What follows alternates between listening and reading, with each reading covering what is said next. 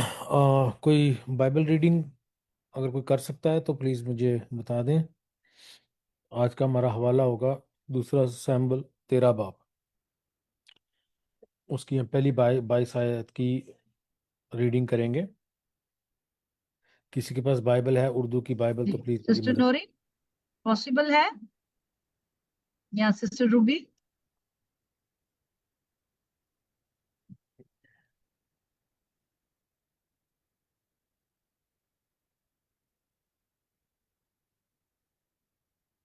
जी pastor जी, हमारा बताइएगा। हाँ जी, दूसरा सैमुअल 13 बाब है। ठीक है, जब मैं आपको आयत बताऊंगा तो तब आपने पढ़ना है। जब मैं आपको आयत का नंबर बताऊंगा, क्योंकि पहली 22 आयतों में से हम पढ़ेंगे, हो सकता है सारी आयतें ना पढ़ें, तो जैसे जैसे मैं बताऊंगा तो आप अपने रेडी रहिएगा हवाले के साथ। और उसके बाद आपने इसको जैसे ही मैं बताऊं तो आपने पढ़ना है। और भी किसी के पास बाइबल है तो प्लीज़ मेरी मदद करें, और जब मैं कोई हवाला बताऊं तो वो भी जो है आप उसको प्लीज़ पढ़िएगा। लास्ट वीक जो है हमने आमनोन और तमार की जो कहानी है वो देखी थी, स्टोरी देखी थी बाइबल में से, दूसरे सैमुअल 13 बाब में से। और आज हम फिर से एग्जैक्टली सेम चैप्टर, सेम हवाला कवर करने वाले हैं। और देखना ये है कि खुदावन कुछ कोई नई रेवलेशन देते हैं। हवाले को बार बार पढ़ने से कुछ खुदावन नई बात बताते हैं। और हम जल्दी से जो है उसकी रीडिंग शुरू करेंगे। हाँ जी, पहली पहली 2 आयत पढ़ेंगे। 13 बाब, उसकी पहली 2 आयत।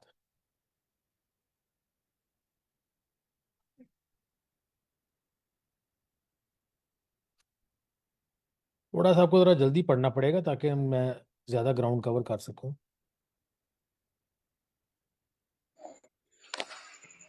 जी दूसरा सैमुअल या पहला? जी, दूसरा सैमुअल 13 बाब है।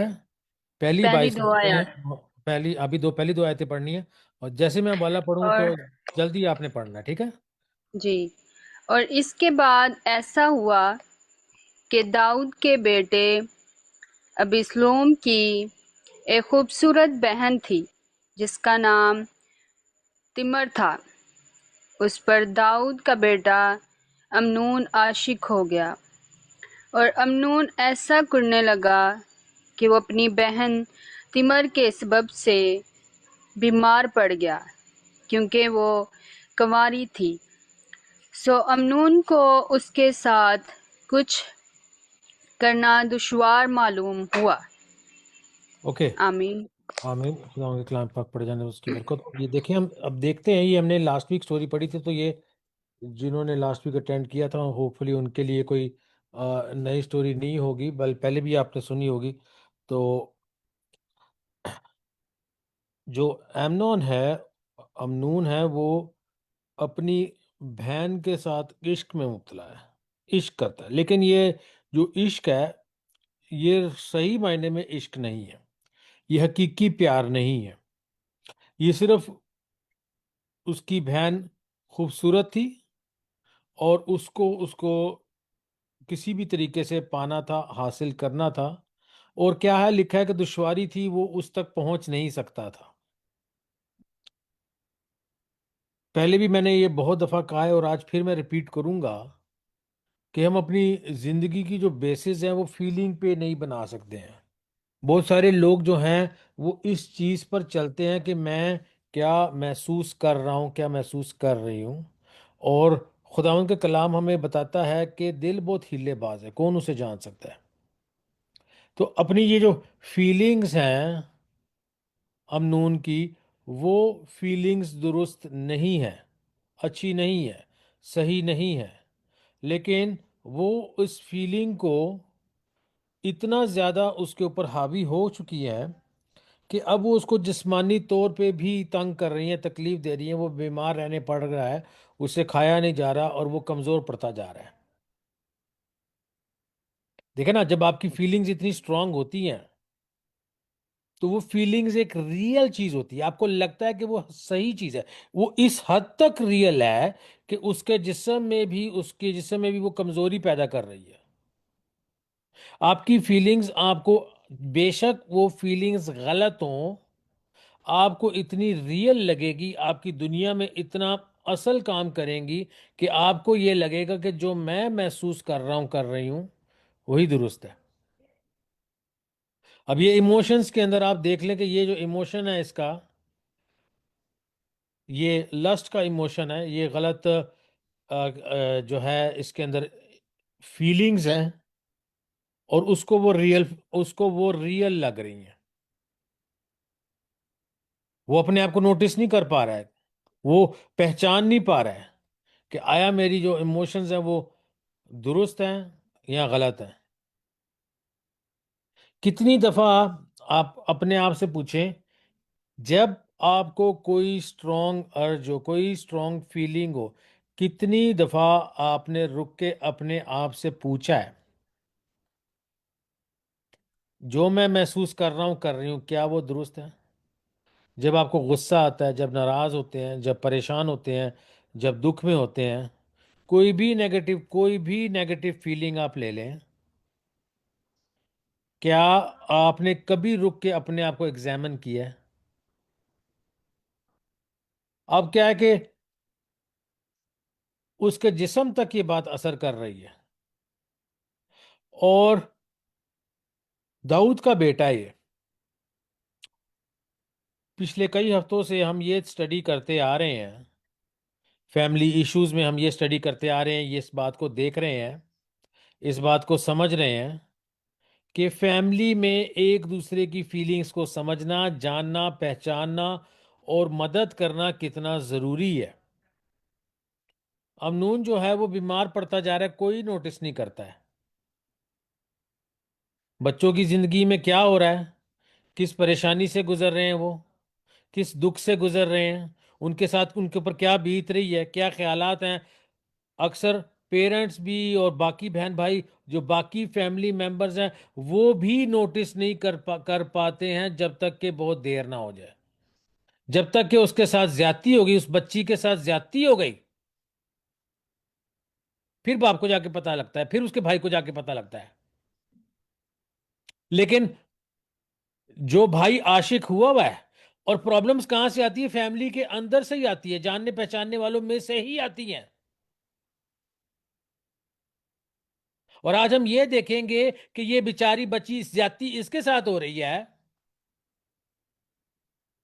और बाकी लोग होने के बाद भी खामोश हैं, कोई स्टेप्स नहीं ले रहे हैं इस चीज को प्रिवेंट करने के लिए, इस चीज को दुरुस्त करने के लिए। और अगर ये चीज अब दुरुस्त नहीं हो सकती तो फिर भी राइट स्टेप लेके, जिसने गुनाह किया, जिसने गलती की है, कम से कम उसका सामना तो किया जाए, कम से कम उसको एहसास दिलाया जाए। क्या कहा जा रहा है भला एंड में, पता है क्या होगा? एंड में कहा जाएगा खामोश हो जा, खामोश हो जा, चुप हो जा, चुप हो जा, तू ना बोल, ज्यादा ना बोल, कोई बात नहीं है। बेटी के साथ ज्यादती हो गई है, बहन के साथ ज्यादती हो गई है, और कहा जा रहा है कि खामोश हो जा, चुप हो जा। और ये कहने वाले कौन है? कहने वाले उसका अपना भाई है और उसका अपना बाप है, यानी पेरेंट्स ही। और जो जो कि उसकी रखवाली करने, जो कि उसकी हिफाजत करने वाले हैं, वो खुद ही खामोश है।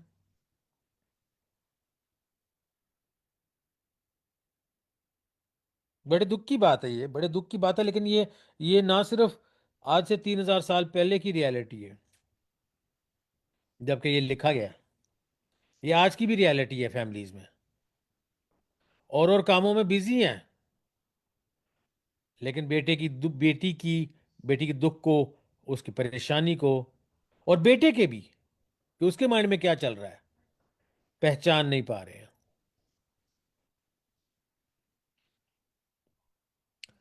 पिछले दिनों में मैं एली काहन की लाइफ पे, सैमुअल की लाइफ पे, हन्ना की लाइफ पे मैसेज देता रहा हूँ, और उसमें से हमने ये देखा था, अस्तशना की किताब में से, छठे बाप में से, कि बच्चों की तरबियत कैसे करनी है। और उसमें लिखा था कि उठते बैठते, राह आते जाते, हमने उनके साथ बातचीत करनी, जो खुदा का कलाम है उनके साथ शेयर करना है, और एक लिविंग सेंस में उनके साथ हमने जो है वो खुदा के कलाम को शेयर करके उनको पढ़ाना है, उनको सिखाना है। एली काइन जो है वो मौजूद था, लेकिन अपने बच्चों का सामना नहीं कर पा रहा था। उनको उसको प्रॉब्लम नजर आ रही थी बच्चों में, उनके साथ वो कम्युनिकेट नहीं कर पा रहा था। और कम्युनिकेशन जब उसने की तो वो इस तरह से नहीं कर पाया कि उसका असर हुआ। अगर तो पेरेंट्स ये कहते हैं भाई हमने तो बता दिया, नहीं, आपकी रिस्पॉन्सिबिलिटी बताना नहीं है, आपकी रिस्पॉन्सिबिलिटी रिजल्ट प्रोड्यूस करना है। आयत है train up a child in the way he should go. और मैं देखता हूं मिसाल उसका शायद 22 बाब है और छठी आयत है train up a child in the way he should go. बच्चे की तरबियत करनी चाहिए, हाँ, जिस राह पर उसने जाना है। And when he is old he will not depart from you. और जब वो उम्र जब में बढ़ जाएगा तो वो उससे उस राह से हटेगा नहीं। अब ये जो ट्रेन अप चाइल्ड है, जो ट्रेन लफ्ज है, वो जो उसका उसकी जो इब्रानी बेसिस है, वो वर्ड जो है हानुक, उसका वो हानुका से उस वर्ड से निकला। उसका मतलब है डेडिकेशन के साथ आप बच्चों को ट्रेन करें। लिखा है ट्रेन अप अ चाइल्ड, बच्चों को ट्रेन करें, किस तरह से करें? In the way he should go, उस राह पर जिस पर उसको बच्चे को चलना चाहिए। बच्चे की तरबियत करें उस राह पर जिस राह पर बच्चे को चलना चाहिए। हम किस तरह से भला बच्चे की तरबियत करते हैं? किस तरह से करते हैं भला? जिस राह पर हम चाहते हैं कि बच्चे चले, हम उस तरह से तरबियत करते हैं। ये नहीं देख रहे कि खुदावंद ने अब इस बच्चे को किस मकसद के लिए बुलाया है। और ये बच्चों में फ्रस्ट्रेशन पैदा करती है। जो उनके अंदर खुदावन ने एक नेचुरल ब्यूटी, एक नेचुरल टैलेंट, एक नेचुरल गिफ्ट, एक सलाहियत दी हुई है, उसको पॉलिश करने के बजाय हम बच्चों को फ्रस्ट्रेट करते रहते हैं। फैसिलिटेट करने के बजाय, समझने के बजाय क्या चल रहा है उनकी जिंदगी में, उनके साथ उतनी दोस्ती यारी रखने के बजाय कि उनके साथ हम कम्युनिकेट कर सकें। और उसका नतीजा क्या होता है? उसका नतीजा ये है कि अमनून जो है वो अपनी मर्जी और मनमानी कर रहा है। दाऊद के बारे में हम आगे जाके देखेंगे। अब सलोम के की बारी में सेम सिचुएशन है, और अदोनिजा उसके तीसरे बेटे के बारे में सेम सिचुएशन है। एली काहन भी एज अ फादर फेलियर है, सैमुअल भी एज अ फादर फेलियर है, दाऊद भी एज अ फादर फेलियर है। और तीनों खुदावंद के सूरमा है।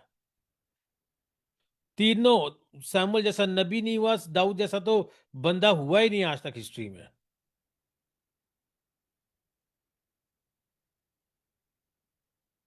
जायंट्स को गिरा देने वाला, कोई जंग नहीं हारा आज तक। इतनी इसने जबरदस्त जबूर लिखे हैं, लेकिन फिर भी एबिलिटी देखिए, फिर भी प्रॉब्लम क्या है? हम मिनिस्ट्री तो कर रहे हैं। देखें, सैमुअल जो है वो मिनिस्ट्री में बिजी था, खुदा का काम करते, बड़ा जबरदस्त काम किया उसने, लेकिन फिर भी फैमिली की तरफ क्या तवज्जो नहीं दे पाया। अब अगर हम नहीं नोटिस करेंगे कि फैमिली में इशू क्या चल रहा है, तो क्या कोई और नोटिस कर लेगा? और वो जो कोई और होगा वो दुश्मन होगा। वो गलत नसीहत देगा, गलत आइडियाज देगा। हो सकता है बच्चे स्कूल में, हो सकता है दोस्त यारों के साथ, हो सकता है और लोगों के साथ, उन लोगों के साथ उठे बैठे हैं जब उनके साथ कोई उनकी अंदर दिल की बात को पहचानने वाला नहीं है। तो हो सकता है कि कोई उनको ऐसा दोस्त मिल जाए जो कि हमेशा उनको गलत राह पे लेकर जाएगा। और फिर आप क्या करेंगे? वो आवाज जो दोस्त की होगी, पढ़ेंगे, हमने पहली दो आयत पढ़ी है, आगे पढ़ेंगे तीसरी और चौथी आयत। जरा जल्दी से वाला निकालना है।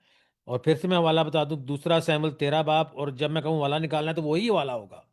दूसरा सैमुअल 13 बाब, तीसरी और चौथी आयत पढ़े जरा जल्दी से। खुदा के कलाम में यूं लिखा हुआ है, और दाऊद के भाई सुमा के बेटा यूनदब अमनून का दोस्त था, और यूनदब बड़ा चालाक आदमी था। सो उसने उससे कहा, ए बादशाहजादे, तू क्यों दिन ब दिन दुबला पतला होता जाता है? क्या तू मुझे नहीं बताएगा? तब अम्नोन ने उससे कहा, मैं अपने भाई अबीसलोम की बहन तिमर पर आशिक हूँ। अगली आयत भी पढ़ दें। यूदब ने उससे कहा, तू अपने बिस्तर पर लेट जा और बीमारी का बहाना कर ले, और जब तेरा बाप तुझे देखने आए तो तू उससे कहना, मेरी बहन तिमर को जरा आने दे कि वो मुझे खाना दे और मेरे सामने खाना पकाए, ताकि मैं देखूं और उसके हाथ से खाऊं। आमीन। आमीन। अब देखते हैं, जोनाडाब जो उसका कजन है, उसका दोस्त है, और ये बंदा जो है बड़ा ही शातिर बंदा है, बड़ा शैतानी बंदा है। वो आके बजाय इसके कि इसको ये समझाए, "ओ मेरे भाई, ये गलत एहसास है, ये एहसास ना रख", आके उसको क्या कह रहा है? उसको तरीका बता रहा है। अब आप देखें उसकी उसकी जिस तरह से लफ्ज इस्तेमाल किया कि वो बड़ा शातिर था, चालाक था। जैसे बाग़-ए-अदन में होशियारी के साथ, चालाकी के साथ दुश्मन जो है, शैतान जो है, वो एक सांप की सूरत में आया है, तो अक्सर शैतान जो है वो किसी और फॉर्म में, किसी और के रूप में आता है, और यहाँ पे इसके कजन के रूप में आ रहा है। और आके इसको क्या बता रहा है? देखें, जो आजमाइश थी ओरिजिनली, वो आजमाइश शैतान हमेशा वही फॉर्मूला इस्तेमाल कर रहा है। हवा ने जब देखा कि वो खाने को अच्छा है, सेहत देने को अच्छा मालूम होता है और अकल बख्शने के लिए अच्छा है, तो उसने लिया और खाया।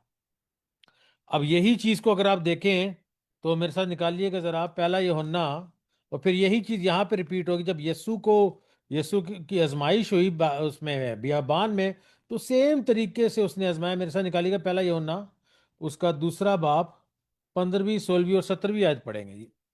यूहन्ना का पहला खत, उसका दूसरा बाब, उसकी 15वीं 16वीं और 17वीं आयत पढ़ेंगे। जरा जल्दी से पढ़ दें और देखेंगे क्या सिमिलैरिटीज हैं और यहाँ पे क्या सिमिलैरिटीज हैं। पढ़िएगा जरा। जो तीन चीज जिससे आजमाया बाग़-ए-अदन में, वो सेम चीज वहां पे उसको लिखा है और यहाँ पे भी सेम चीजें ही हो रही हैं। हाँ जी, पढ़िएगा। अ, पहला यूहन्ना उसका दूसरा बाब जी, 15 16 16 17, आयत। 15 16 17।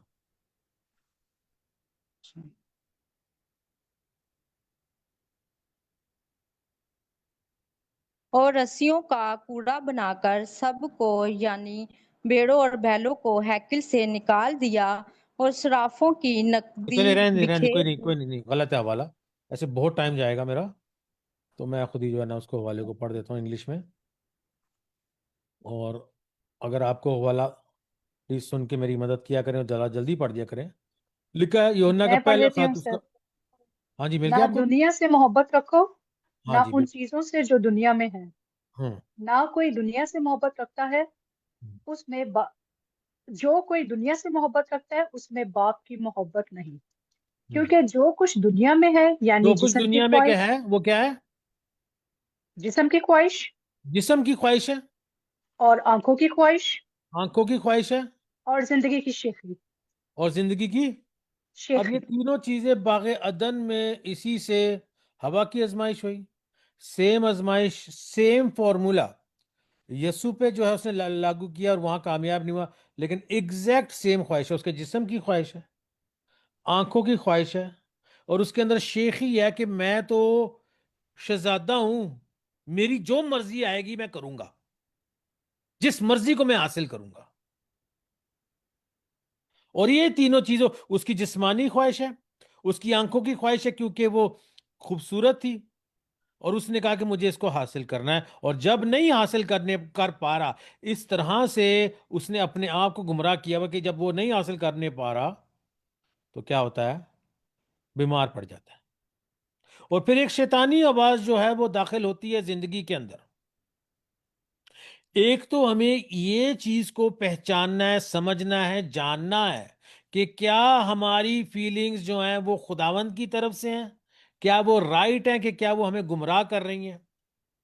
जब भी हमें कभी उदासी महसूस हो, गम महसूस हो, दुख महसूस हो, किसी चीज की कमी महसूस हो, कोई भी इमोशन, बेशक खुशी का इमोशन भी हो, तो कभी भी कोई भी इमोशन जब उसको हम महसूस कर रहे हैं, सबसे पहले हमने ये देखना है कि आया ये दुरुस्त है या नहीं। दूसरी बात हमने ये देखनी है कि जो लोग हमारी जिंदगी में बोल रहे हैं, बात कर रहे हैं, जो हमें एडवाइस दे रहे हैं, आया वो खुदावंद की तरफ से है या नहीं है।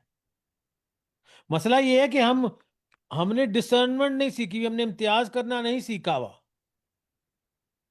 कोई भी आता है हमारी जिंदगी में बोल देता है और हम इन्फ्लुएंस होते रहते हैं। अब ये जो कोई भी आता है, ये लाजमी नहीं है कि कोई शख्स आए। हमारी मोरालिटी कहां से चल रही है? ड्रामों से चल रही है, टिकटॉक से चल रही है, यूट्यूब से चल रही है, पड़ोसी क्या कह रहे हैं वहां से चल रही है, मोहल्ले में क्या चल रहा है वहां से चल रही है। बहुत कम लोग हैं जिनकी मोरालिटी, जिनके अंदर जो आवाज है, या जो जो जो परखना है, या जो उन्होंने डिसीजंस लेने हैं, जो फैसले लेने हैं जिंदगी के, वो खुदावंद के कलाम में से हो। बहुत कम ऐसे लोग हैं। हमने ये देखना है कि आया जो मेरे अंदर फीलिंग जो मुझे खाई जा रही है, शैतान तो आएगा गुमराह करने के लिए। अगर खुदावन ने मुझे मेरी बीवी के साथ जोड़ा है, मुझे वो आजमाएगा, किसी और बंदी की तरफ देखो। अब मुझे ये जानना है, पहचानना है कि अगर मुझे कोई फीलिंग आ रही है आदमी होते हुए, इंसान होते हुए, कि ये खुदा की तरफ से है या नहीं है। अगर तो मैंने ज्यादा उस फीलिंग पे सोचना शुरू कर दिया, क्योंकि फीलिंग राइट होगी, फीलिंग हकीकी होगी, लेकिन वो गुमराह कर रही होगी। फीलिंग इतनी रियल फील होगी, क्योंकि क्या है, हम इंसान जब से हम गिरे हैं बागे अदन में, हमारा जिस्म जो है वो कमजोर है। तीन चीजों के साथ आजमाइश हुई है। देखिए उसने क्या कहा है, उसने कहा है कि उस बीमार पड़ जाना और कहना कि वो आके मेरे लिए खाना पकाए, मेरे सामने मेरे लिए खाना पकाए। और जो खाना है, ये बहुत लोगों के लिए आजमाइश रहा है, बहुत लोगों के लिए आजमाइश रहा है। बहुत लोग इसमें गिर जाते हैं आजमाइश में। जो शख्स जो है वो अपने पेट पे, एपिटाइट पे कंट्रोल नहीं कर पाता, वो अक्सर, एक तो एपिटाइट है इस तरह की जो कि खाने की एपिटाइट है, लेकिन दूसरी जो है ये गलत सोचों की, ख्यालों की एपिटाइट है। अक्सर दोनों जो है वो साथ होती है। जो कि अपने खाने पीने पे कंट्रोल नहीं कर सकता, वो जो अपनी ख्वाहिशात है, जो गलत ख्वाहिशात हैं, उस पे भी कंट्रोल उसका बड़ा मुश्किल होता है। अब जोनाडाब उसको कहता है, बाय द वे, अमनोन का मतलब जो है वो है ट्रस्टवर्दी, फेथफुल। दाऊद का पलोठा बेटा है ये, बड़ा बेटा है, उसने उसका नाम रखा है ट्रस्टवर्दी। क्योंकि दाऊद जो है उसकी स्ट्रगल देखें क्या है। दाऊद की स्ट्रगल ये है कि सैमुअल ने उसको ममसू किया, सैमुअल ने उसको जो है वो कहा कि ये बादशाह होगा। जाति जूलियत को उसने हराया, उसके बाद साउल ने उसको जो है वो मारना शुरू कर दिया, उसको कत्ल करने की कोशिश की और वो भाग रहा है। 13 साल से ज्यादा उम्र, 13 साल से ज्यादा टाइम वो भागता रहा है। और अब वो फाइनली बादशाह बना, उसके पास पलोटा बेटा है, तो वो चाहता है कि ऐसे लोग उसके गिर्द हों जिस पे वो तवक्कल कर सके, जिन पे वो भरोसा कर सके। और उसने इस प्यार से इस बेटे का नाम दिया। लेकिन बेटा जो है वो उसी चीज का इस्तेमाल करके अपने बाप को धोखा देगा। बीमार पड़ गया, बाप ने बेटे पे यकीन किया है, और उसने कहा कि मैं बीमार हूं, और मेरी बहन को कह के आके मेरे लिए मेरे सामने खाना बनाया। अब यहाँ पे जो लैंग्वेज इस्तेमाल की है, मेरे सामने खाना, देखिए वो कमजोर, वाकई कमजोर पड़ चुका था। हवाला में बता रहा है कि कमजोर पड़ गया था, उसका उसका वजन जो है वो कम होते जा रहा था। यानी कि देखने में उसकी, वो वाकई में वो बीमार लग रहा था। तो ये चीज में धोखा देना इतना बड़ी बड़ी बात नहीं थी, बाप को इतना मुश्किल नहीं था। अब कहता ये कि वो मेरे सामने खाना बनाए, क्योंकि ये भी हो सकता था कि वो खाना बनाती, कोई और नौकर उसको ला के दे देता। लेकिन ये ऐसा रिस्क तो वो ले नहीं सकता था। कह रहा है कि मेरी एपिटाइट नहीं, मेरे से खाना नहीं खाया जा रहा, तो मेरी बहन मेरे सामने खाना बनाएगी, तो सामने जब खाना बनता है जो खुशबू खाने की आती है तो उससे भी एपेटाइट जो है वो, यानी कि जोनाडाब ने जो उसको प्लान दिया है बड़ा ही सोच समझ के दिया है कि बादशाह को समझ मतलब कि वो कोई और हुक्म दे दे और उसका प्लान कामयाब ना हो। बात सिर्फ खाने की है, खाना तो कोई भी ला के दे सकता है, उसी के हाथ का बना हुआ खाना कोई और ला के दे सकता है, या फिर वो उसके घर में नहीं बनाएगी खाना, तो फिर भी हो सकता है कि प्लान, जब जब वो घर पे खाना बनाएगी तो ज्यादा टाइम स्पेंड करेगी, यानी कि ज्यादा मौका मिलेगा अमनून को अपनी जो चाल है उसमें कंफर्टेबल होके कि अगर वो सिर्फ आए, मतलब कि अगर वो सिर्फ आएगी जल्दी से खाना देगी और चली जाएगी तो कामयाब नहीं होगा। तो शैतान ने बड़ा सोच समझ के उसके कजन के थ्रू उसको ये टेक्निक बताई है। अब छठी आयत से हम पढ़ेंगे आगे, हमने पांचवी आयत पढ़ी है। तो अमनून भी पड़ गया और उसने बीमारी का बहाना कर लिया। और हम्म, जब बादशाह उसको देखने आया तो अमनून ने बादशाह से कहा, मेरी बहन तिमर को जरा आने दे कि वो मेरे सामने 2 पूरियां बनाए ताकि मैं उसके हाथ से खाऊं। हम्म, पढ़ती जाए सो आगे, दाऊद ने तिमर के घर कहला भेजा कि तू अभी अपने भाई अमून के घर जा और उसके लिए खाना पका। पढ़ती जाए। सॉरी। हाँ, अगली आयत भी पढ़ लें। सो तिमर अपने भाई अमून के घर गई और वो बिस्तर पर पड़ा हुआ था और अच्छा, उसने वो आटा देखिएगा जरा, लिया डिटेल देखिएगा जरा। वो घर गई, बिस्तर पे पड़ा हुआ था। हाँ, ड्रामा कर रहा है वो। ठीक है, आगे। और उसने आटा लिया और गूंदा और उसके सामने पूरियां बनाई हम्म। और उनको पकाया हम्म। और तवे को लिया और उसके सामने उनको उंडेल दिया। हम्म। पर उसने खाने से इनकार किया। हम्म। तब अमून ने कहा कि सब आदमियों को मेरे सामने से बाहर कर दो। ओके। सो हर एक उसने आदमी। खाने से, एक मिनट, उसने खाने से इनकार कर दिया है। वो कह रहा है कि सबको बाहर भेज दो। साइकोलॉजी आपने देखनी है यहाँ पे क्या लड़ाई जा रही है। वो कह रहा है कि मेरे से खाना खाया नहीं जा रहा, बीमार इतना है कि उससे नवाला भी मतलब एक्टिंग है ना, उससे नवाला भी नहीं उतरा जा रहा। अब वो अपनी बहन को कहेगा मुझे हाथ से अपने खाना खिला दे। वेस्टर्न कल्चर में ये थोड़ा वियर्ड है, लेकिन आपको पता है पाकिस्तान में अभी भी बड़े बड़े बच्चे जो है वो माँ और बहन की हाथ से खाना खाते हैं जब बीमार पड़ जाते हैं, क्योंकि बेचारे थोड़े कमज़ोर होते हैं और उनको ड्रामा अच्छा करना आता है। कहता है ओए होए मैं, मेरे से कुछ नहीं हो रहा। तो ये देखिए, हमारे कल्चर में फिर भी थोड़ा सा है कि बड़े बेटे को भी निवाला तोड़ के हाथ से खिलाया जाता है। ठीक है, ये वो कांटे छुरी वाली सोसाइटी नहीं है। अब वो देखें आगे क्या करेगा। उसने कहा कि भी मैं सबके सामने नहीं खाऊंगा क्योंकि मेरे से खाया नहीं जा रहा और मुझे क्या, जो भी उसने बहाना लगाया। बहाना ये है कि सबको जो बाकी नौकर थे, लेकिन जब तक वो खाना बना रही है नौकर वहां पर, ये ताकि उसके लिए माइंड में ऐसा कुछ ना हो कि कुछ गलत होने वाला है। अब जब खाने की बारी आई है तो वो कह रहा है कि मैं सबके सामने खाना नहीं खा सकता, उसने सबको बाहर भेज दिया। अब देखिए आगे क्या होता है, अगली आयत पढ़े। सो हर एक आदमी उसके पास से चला गया। तब हम्म। अमून ने तिमर से कहा कि खाना कोठरी के अंदर ले आ अब देखें, ताकि मैं अब वो जहां पे पहले खाना बन रहा था वहां पे नौकर भी थे, वो किचन एरिया था और वहां पे उसने बिस्तर भी लगाया हुआ था, वहां पे वो लेटा हुआ था और वो देख रहा है कि खाना बन रहा है। अब वो कह रहा है कि कोठरी में ले आ, यानी कि खुफिया जगह पे ले आ, यानी कि उस जगह पे जहां पे कोई देख नहीं सकता है। अब लाने के बाद वो क्या कहता है। हाँ जी। सो तिमर वो पूरियां जो उसने पकाई थी उठाकर उनको कोठरी में अपने भाई अमून के पास लाई। और जब वो उनको उसके नजदीक ले गई कि वो खाने खाए तो उसने उसे पकड़ लिया और 10वीं आयत उससे फिर से कहा। पढ़िएगा जरा सिस्टर जी। तब अमून ने तिमर से कहा कि खाना कोठरी के अंदर ले आ ताकि मैं तेरे हाथ से खाऊं। सो वो ताकि मैं तिमर तेरे हाथ से खाऊं। सो क्या है कि वो कह रहा है कि मेरे से खाया नहीं जा रहा, मैं सबके सामने खा भी नहीं सकता। उसका उसकी जो सेफ्टी है, क्योंकि उसके अंदर कोई सवाल उठे तिमर के अंदर, उसको वो खत्म करते जा रहे हैं अपनी कमजोरी दिखा के। मेरे से खाया नहीं जा रहा, तू अंदर कोठरी में ले आ और अपने हाथ से मुझे खिला दे। अब देखिए, हाँ जी, आप पढ़े आगे। सो तिमर वो पूरियां जो उसने पकाई थी उठाकर उनको कोठरी में अपने भाई अमून के पास लाई। हम्म। और जब वो उनको उसके नजदीक ले गई कि वो हम्म। खाए, तो हम्म। उसने उसे पकड़ लिया अब देखें, और उससे कहा। अब देखें क्या है कि नौकरों को निकाल दिया सहन, उस जगह से जहां पे रोटी पक रही थी वहां से वो कोठरी में ले आया था जहां पे कोई भी नहीं है।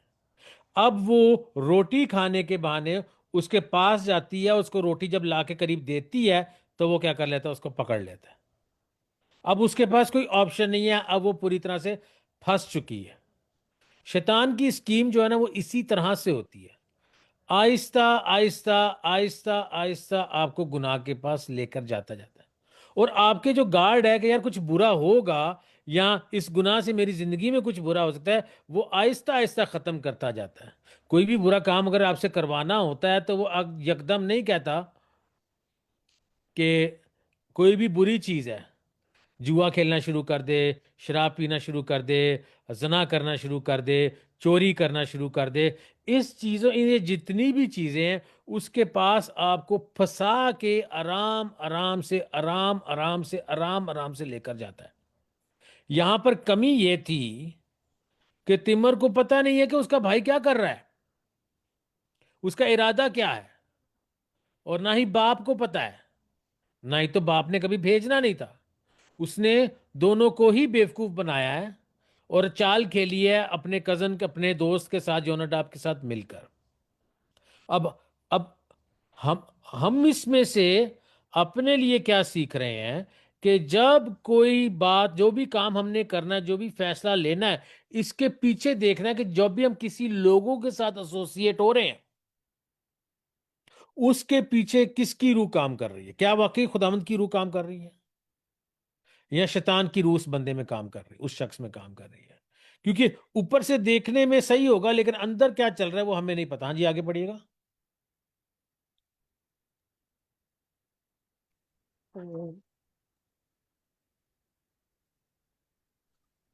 सॉरी। और जब हाँ वो जी, उन 11वीं उनको 11वीं आयत से आगे उसके बढ़े। हाँ जी, जी, पढ़े पढ़े। और जब वो उनको उसके नजदीक ले गई कि वो खाए, तो उसने उसे पकड़ लिया और उससे कहा, ए मेरी बहन, मुझसे वसल कर। हम्म। उसने बता। कहा, नहीं मेरे भाई, मेरे साथ जबर ना कर, क्योंकि इसराइलियों में कोई ऐसा काम नहीं होना चाहिए। हम्म। तो ऐसी हिमाकत ना कर। हम्म। वो उसको सेंस दे रही है, उसको अक्ल दे रही है, लेकिन उसके इमोशंस इतने ज्यादा हावी हो चुके हैं, गलत इमोशंस, कि उसके साथ उसके पास कंट्रोल नहीं है। हाँ जी, आगे बढ़े।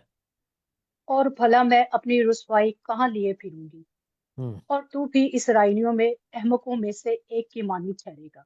अहमक सो जो तू यहाँ पे बादशाह। लफ्ज इस्तेमाल किया गया है, बेवकूफ के लिए तौर पे नहीं कहा गया, बल्कि ये लफ्ज जो है यूनानी, जो अब्रानी जबान में है, वो इमोरल के लिए इस्तेमाल किया जाता है कि ये शख्स जो है वो अच्छा नहीं है, इसकी एक बेइज्जती हो जाएगी, इसके एक नाम के साथ एक तोहमत लग जाएगी। उसने कहा कि तेरा नाम भी खराब होगा और मेरी जिंदगी भी बर्बाद होगी, ऐसा ना कर। हाँ जी, आगे पढ़े। सो तू बादशाह से अर्ज कर, क्योंकि वो मुझको तुझसे रोक नहीं रखेगा। अब वो उसको एक तरीका दे रही है, और लाजमी नहीं है कि ये तरीका ये है कि वो वाकई चाहती है कि उसके इसके साथ शादी हो जाए, लेकिन वो चाहती है कि कोई लीगल तरीका, किसी तरीके से ये जो बला उस पर आई है वो टल जाए। आगे बढ़े। लेकिन उसने उसकी बात ना मानी, और चूंकि वो उससे जोर आवर था, इसलिए हम्म। उसने उसके साथ जबर किया और हम्म। उससे सोबत की। जी, फिर आगे बढ़े। अमून को उससे बड़ी सख्त नफरत हो गई, क्योंकि उसकी अमून को क्या नफरत हो गया उसके उससे पास? नफरत हो गई। अमून को उसके साथ बहुत सख्त नफरत हो गई। कितनी क्योंकि नफरत? उसकी उसकी नफरत उसके जज्बा इश्क से कहीं बढ़कर थी। सो अब वो अमून ने नफरत जो उससे। थी क्या है कि वो, अब देखे ना, रियलिटी में फीलिंग्स का अब पता लगता है। हुआ असल में ये है, मैं आपको ये बताता चलूं, हुआ ये है, शैतान इंसान को अंधा कर देता है,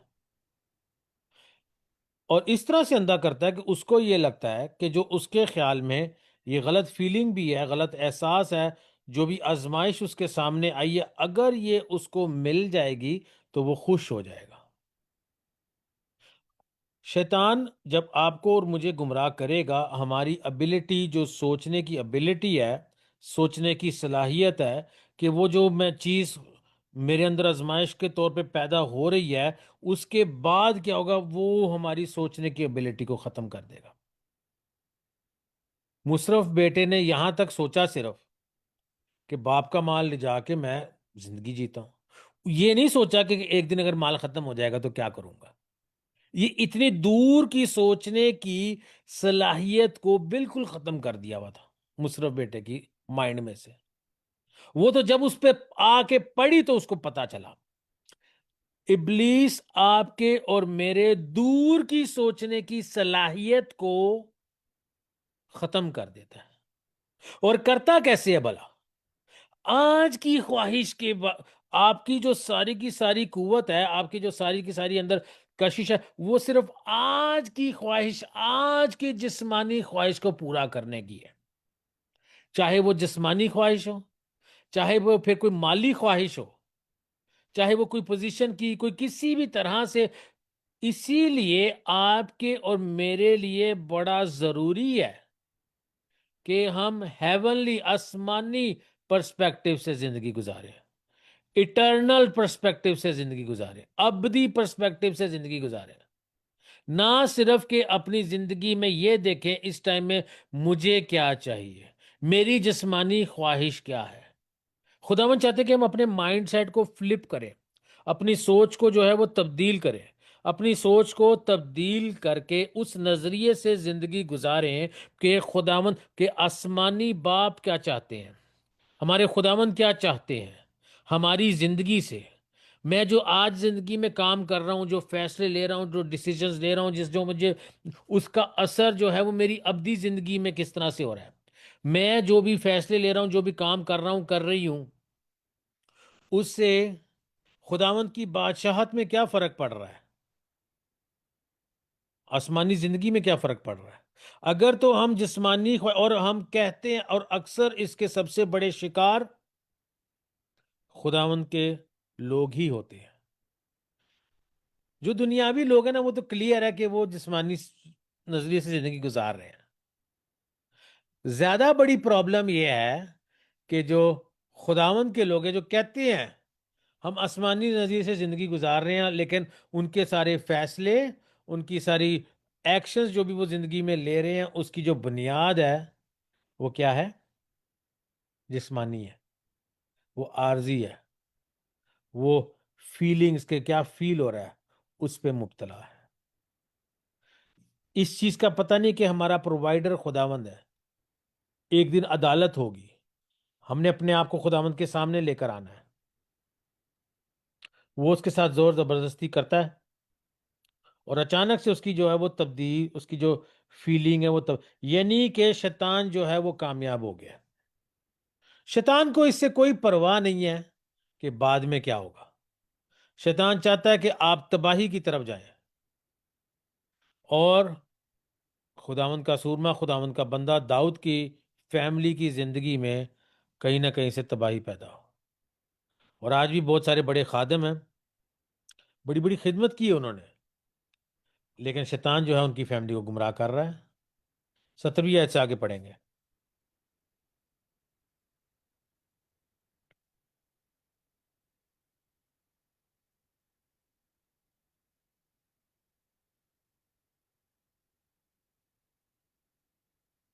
जी, 17वीं आयत से आगे पढ़ेंगे।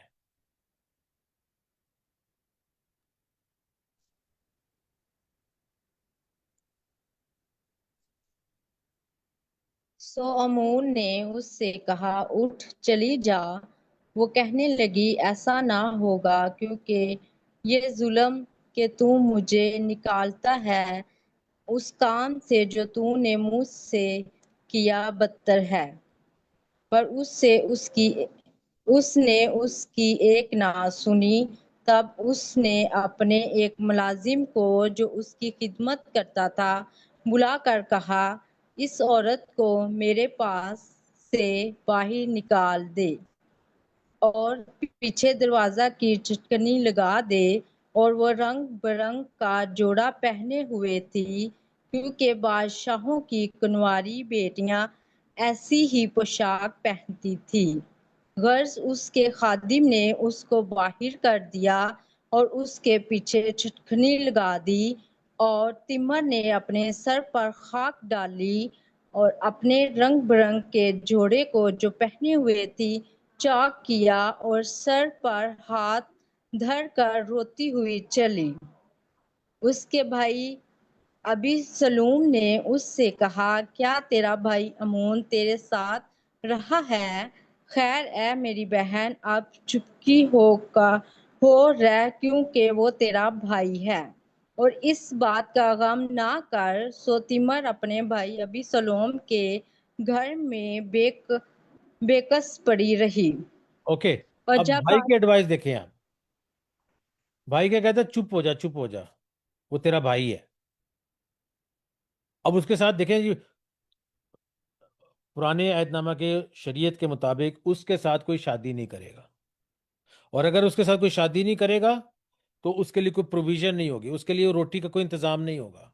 हालांकि बेशक वो बादशाह की बेटी है, लेकिन अब वो सारी उम्र कुंवारी रहेगी और उसकी कोई आइडेंटिटी पहचान नहीं होगी, सिर्फ ये होगी कि इसके साथ ज्यादती हुई है, उसको गलत नजर से देखा जाएगा। और लिखा है कि वो अपने भाई के घर में वीरान पड़ी रही। जब चैप्टर शुरू होता है, वो खूबसूरत है, वो कुंवारी है, वो, उसको कहते हैं कि उसके हाथ की रोटी खानी है कि, और मोस्ट प्रोबेबली वो इस चीज के लिए फेमस है या जानी जाती है कि वो अच्छा खाना बना सकती है, जिंदगी से भरी हुई है। लेकिन किसी और के फैसले की वजह से, किसी और की ख्वाहिश की वजह से, किसी और जो कि कोई और शख्स जो है, जो अपनी फीलिंग्स पे कंट्रोल नहीं कर सका, उसने अपनी बहन के साथ ज्यादती की है और उसकी जिंदगी क्या हो गई है? वीरान हो गई है। इसी तरह से बहुत सी मेरी बहनों के साथ होता है, और अंदर से अंदर ही अंदर से उनकी जिंदगी वीरान हो जाती है। भाई कह रहा है खामोश हो जा। क्यों कह रहा है खामोश हो जा? वो नहीं चाहता कि बेइज्जती हो, डील नहीं कर पा रहा इस चीज को। अगली आयत देखें जरा, 21वीं आयत। और जब दाऊद बादशाह ने ये सब बातें सुनी तो नहायत गुस्सा हुआ, और अबीसलोम ने अपने भाई अमून से कुछ बुरा भला ना कहा, क्योंकि अबीसलोम को अमून से नफरत थी, इसलिए कि उसने उसकी बहन तिमर के साथ जबर किया था। अभी सलोम जो है वो अमनोन से बात नहीं करता है। दाऊद को बहुत गुस्सा आता है, लेकिन वो भी अमनोन का सामना नहीं करता है। कुछ ऐसे टेक्स्ट हैं, सिर्फ इस वाले में नहीं है, कुछ ऐसे टेक्स्ट हैं, हिस्टोरिकल टेक्स्ट है, जहां पे पता चला कि उसमें लिखा है, क्लियर लिखा है कि उसने उससे बात नहीं की, उसका सामना नहीं किया। यानी कि उसने गुनाह कर दिया है और कोई उसको पूछ नहीं रहा है। अमनून को कोई पूछ नहीं रहा है, ना भाई पूछ रहा है, ना उससे वो, ना भाई ने बात की है और ना बाप ने बात की है। हालांकि गुस्सा दोनों को ही देख रहे हैं, दोनों के अंदर फीलिंग्स हैं, और ये जो गुस्सा है जो अंदर ही अंदर रखे जा रहे हैं और भाई से बात नहीं कर रहे इसके बारे में कि इसका कॉन्सिक्वेंस क्या है, ये तूने क्यों किया, क्या उसके साथ डिस्कस ही नहीं कर रहे हैं कि ये तूने गलत किया है, इसकी ये सजा होगी, या ये होगा, या इस तरह से होगा, या क्यों किया है तूने। एटलीस्ट ये पूछे क्यों किया, तेरे दिमाग में चल क्या रहा था। ना बाप ने पूछा है और ना भाई ने। लिखा है क्लियरली कि भाई ने उससे कोई बात नहीं की, हालांकि अंदर ही नफरत है, उसके अंदर फीलिंग नफरत की है, बाप के अंदर फीलिंग गुस्से की है। ये दोनों ही फीलिंग्स बहुत खतरनाक हैं। अगर हमें किसी से नफरत है, किसी से गुस्सा है, तो हमने अपने फैमिली मेंबर के साथ डिस्कस करना है क्या चीज है जो कि आपको डिस्टर्ब कर रही है। और पीस कौन रही है? बेचारी उसकी बहन, उसकी बेटी पीस रही है, जिसने कुछ नहीं किया। अभी मैं आज के कलाम के एंड में ये होप के साथ एंड करना चाहता हूं। बेशक उसके साथ ज्यादती हुई है और यहां पे स्टोरी एंड में नहीं पता चला उसके साथ क्या होता है, लेकिन राइटर ने हमें दो हिंट्स दिए हैं। बड़े खूबसूरत 2 हिंट्स दिए। सबसे पहला हिंट उसने हमें यह दिया है कि उसने, और 2-3 दफा इस चीज को लिखा है कि उसने रंग बिरंगे कपड़े पहने थे जो कि शहजादियां पहनती थी। जो लफ्ज इस्तेमाल किया है इस रंग बिरंगे कपड़ों के लिए, वो पूरी बाइबल में, पूरे पूरे पुराने अहदनामा में सिर्फ एक और जगह इस्तेमाल किया है। सिर्फ एक और जगह इस्तेमाल किया है, यूसुफ के लिए। उसके पास भी कोट ऑफ मैनी कलर्स था। उसके कपड़े भी उसके भाइयों ने ही उसके साथ ज्यादती की, उसको गुलामी में बेच दिया। उसी की फैमिली मेंबर्स ने उसके साथ ज्यादती की और बेचारे को बहुत ज्यादा मुश्किल का सामना करना पड़ा। लेकिन यूसुफ भी 13 साल बर्दाश्त करता रहा। सबसे पहले गुलामी, फिर कैद में, मुसीबतों तकलीफों में से गुजरता रहा। 13 साल तक ईमानदार रहा, वफादार रहा। तो ये है कि इस दुनिया में रहते हुए हमारी कोई गलती भी नहीं होगी, और ऐसा होगा कि हो सकता है हमारे साथ कुछ ज्यादती हो जाए। अभी लाजमी नहीं कि इसी तरह की ज्यादती होगी, किसी भी तरह से हो सकती है, किसी भी तरह की हो सकती है।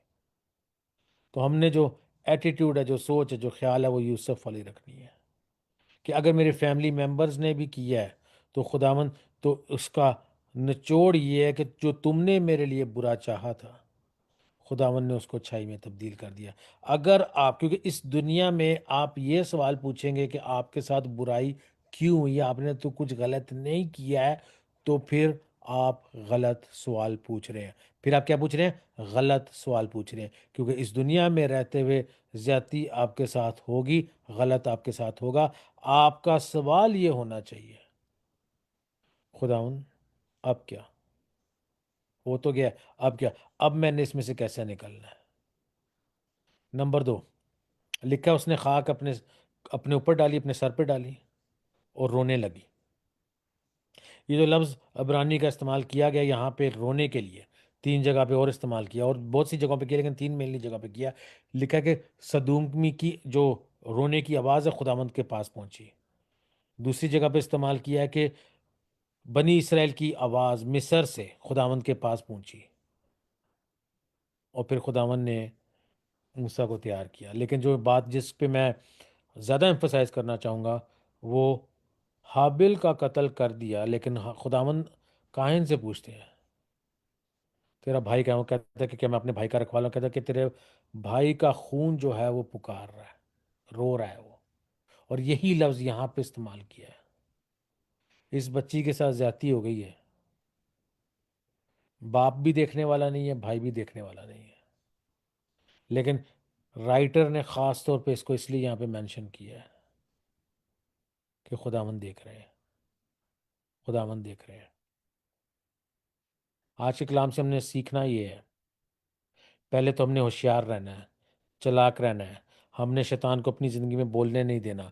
हम जो भी एसोसिएशंस रखते हैं, जिससे भी बातचीत करते हैं, देखना ये है, समझना ये है कि ये शख्स खुदावंद की तरफ से है, ताकि हम गुमराही में ना चले जाएं, ताकि हम गलत जगह पे ना चले जाएं, ताकि हमारे साथ ज्यादती ना हो।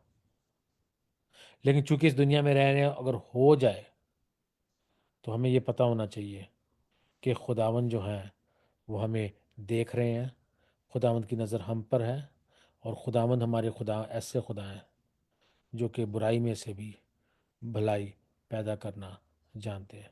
खुदावंद आप सबको इस कलाम के वसीला से बड़ी बरकत दे। आमीन।